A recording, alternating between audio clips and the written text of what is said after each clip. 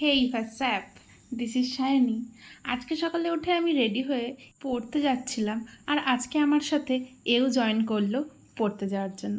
যাই হোক, টুকটুক করে চলে গিয়েছিলাম। আর আসার সময় আমি একটা গাছে ফুল দেখেছিলাম, আর এই সব দেখলে আমার হাত কন্ট্রোলে থাকে না। বাড়িতে এসে ফ্রেশ হয়ে নিয়ে সকালের ব্রেকফাস্ট কমপ্লিট করে ভাবছিলাম আর 2 দিন পরই পরীক্ষা।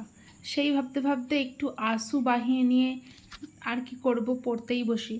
যাই হোক, তারপর সকালে পড়তে বসে দুপুরবেলা স্নান কমপ্লিট করে লাঞ্চ সেরে নিয়ে বিকেলবেলা পড়তে যাওয়ার আগে এসব কি ঘাস ফুস খেয়ে কী সব মটর ফটর, যাই হোক, তারপরে আবার পড়তে বসে পড়েছিলাম। তারপর সন্ধ্যাবেলা রেডি হব, বেরোবো পড়তে যাওয়ার জন্য।